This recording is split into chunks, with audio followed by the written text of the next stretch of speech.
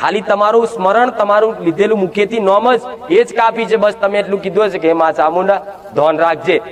તમારી ચામુંડા છે ને આગળ પાછળ ફરતી હોય પણ દેખાય. તમે સારી જગ્યાએ જાઓ તો સારી જગ્યાએ આવો, ખોટી જગ્યાએ જાઓ તો માતા ખબર ખોટી જગ્યાએ છે તો માતા ઘડીક આગી રે, પણ 100% તમારી આગળ પાછળ જ ફરતી દેખાતી જ નહીં. તમને બસ નહીં જ દેખાતી. હું કહું છું, હું માતા જેમ નહીં દેખાતી એવી રીતે નહીં દેખાતી, પણ તમારી માં તમારી આજુબાજુ જ છે. જો હું તો જોવું જ છું, મને તો ચો કહેવું પડે. કહો તો તમારી આજુબાજુ હોય, તમારું સાંભળતી જ હોય, તો તમે એવું નહીં માની લેવું કોઈ એકલો એકલો મનથી વિચારું છું. આ તો બધો ભ્રમ છે, ભ્રમ નહીં. આ બધા દુનિયા કહેતા હતા કે આ માતા ફાતા ના હોય, આ ધૂણવાનું બોલવાનું તો બધું આ તો નાટક કહેવાય, આ તો ધતિંગ કહેવાય.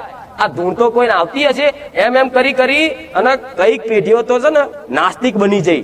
આ ખરેખરમાં નાટક જ છે. આ ભુવાઓનું ધૂણવાનું બુણવાનું બધું, આ માતા નિવેદ આલવાનું પૂજવાનું, આ બધું નાટક જ છે. એમ કરતા કરતા કઈક પેઢી નાસ્તિક બની જઈ અને નાસ્તિકતાનો ફાયદો છે ને બીજા ધર્મ વાળાએ લઈ લીધો અને એમનો ધર્મનો માર્ગ બતાવી અને તમારા ધર્મ પરિવર્તન કરાવી નાખ્યા. થઈ ગયા ને? જોજો.